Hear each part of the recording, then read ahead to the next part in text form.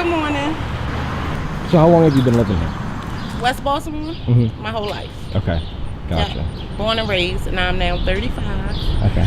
So I've never lived east. I just have friends and family who live east. Times has just changed over the years. East Baltimore used to be the place where we wouldn't go. Now it's West Baltimore, but I live there, unfortunately. So, see you later, buddy. That's just how things is. It's just sad, man. Like, every day I'm crying inside, man, because I wake up and I'm still here, man. You know? It used to be okay, but no, it's not now. It's not. You can't go home without feeling like a target, or you don't know if somebody's gonna run in your house. You're at work, you can be shot. You can go to church, the movies. I mean, it's happening all over the world. It's just the dynamics has changed so much. You just scared to walk anywhere. I mean, I barely party anymore. I don't want to hang out past a certain time anymore. It's just like the violence is that bad.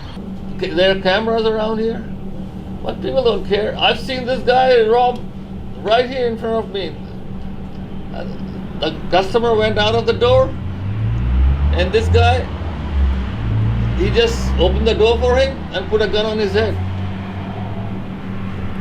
And he robbed him right in his car. And that happens all the time here? Yeah, of course, it's normal. Baltimore City is definitely murderland.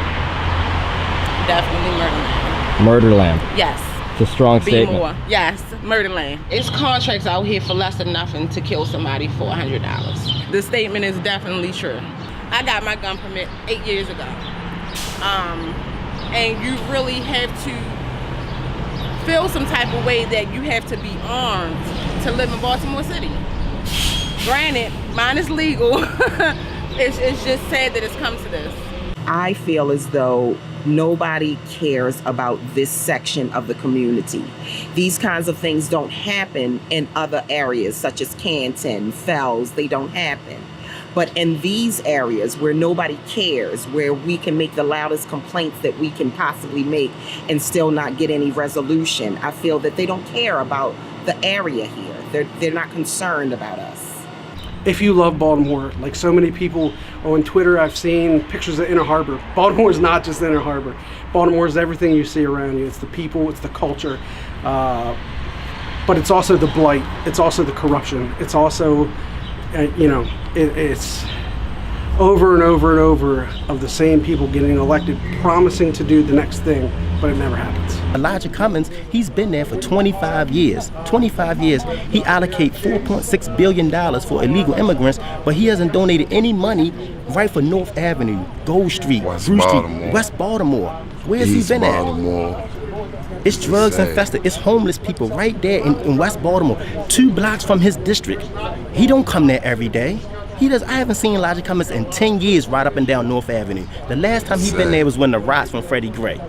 People who's trying to do things, to implement things, to make a change, and then you have people who's all talk.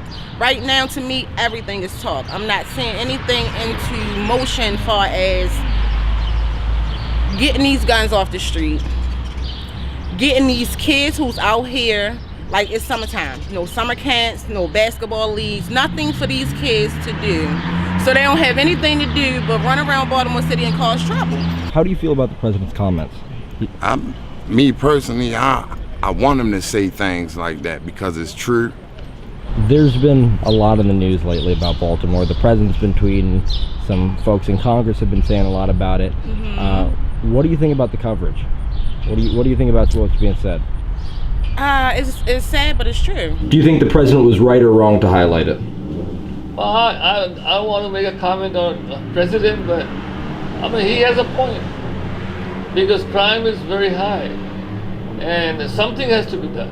So when Trump says no human being would want to live there... That's true. I moved out of there. I can take you right now where there's no running water right now in a whole block. 10 minutes away from Elijah Cummings' house. Well, with President Trump, I'm still Team Obama. With that being said, he's a powerful man, and I believe he can make a lot of changes happen. As far as Trump, I don't have no problems with the man. I really respect him as a man because he he up front, he truthful, you know what I mean? And it's just sad, man. They want to keep trying to say he a racist, he a racist, he a racist. That's not the problem, you know, especially with black people, because I don't see white men killing my own kind, you know what I mean? He attacks Nancy Pelosi, he attacks Chuck Schumer, he attacks other whites, but he never said that their districts or their states are places that no human being wants to live. The fact of the matter is, Elijah Cummings' district is the most well-educated and middle-class aspiring district of blacks in this country. And he doesn't even know what he's talking about. Elijah Cummings is a respected and well-regarded member of Congress. You go back to New York. Take that to New York. You ain't getting up in Baltimore. Thank you, Mr. Trump. I ain't no been told. Hey, you a phony. Deal with these questions. And we were told that. Don't try to get our children no jobs.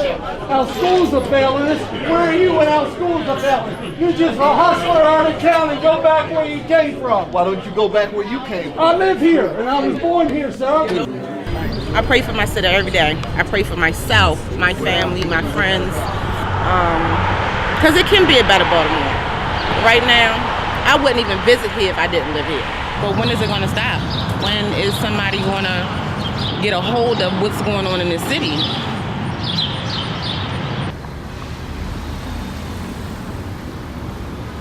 President Trump brought attention to the entire nation about some of the problems going on here in Baltimore. So instead of people doing a lot of talking and complaining and whining, I decided let's do something about it. Let's actually try to solve some of these problems. So I put out a tweet on Twitter and I said, I'm coming to Baltimore to help clean up trash. I don't care if it's me standing alone on a street corner. And I never expected that tweet to go viral. You know, I wanted to come down because I hate being on Twitter and complaining about it. I wanted to show that we can do something about it and calm down.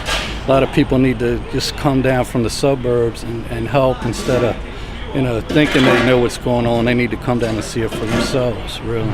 Too much of the city has been ignored. Anything from trash to the homeless. You see it everywhere.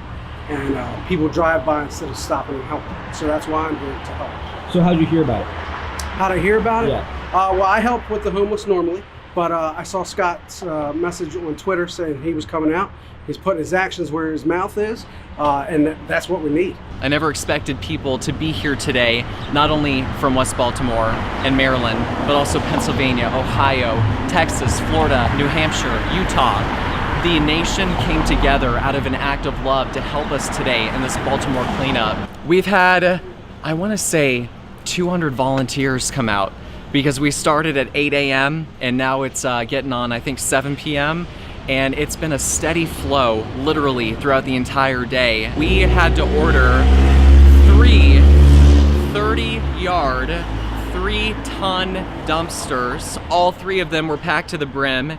So my friend who's a contractor said, Scott, we probably picked up over 12 tons of trash today, just in the short amount of time we've been here. I'm excited about the work that Scott and them have come to do, even though I believe the city needs to get involved in our neighborhood when we make complaints as constituents here. We shouldn't have to have people come from other states to clean our communities where we're already asking for help from our city officials. I want to make it very clear, although we're here today on August 5th, this is not going to be the last time that you see us. We are working with locals, not only that live here, but in the community that saw us picking up trash. And we talked and listened to them. They're going to help us in the future as well. We love Baltimore! I've been threatened by guys at the gas station like, oh, I'd take that gun off your hip. You know, certain things like that, but I can pretty much handle myself.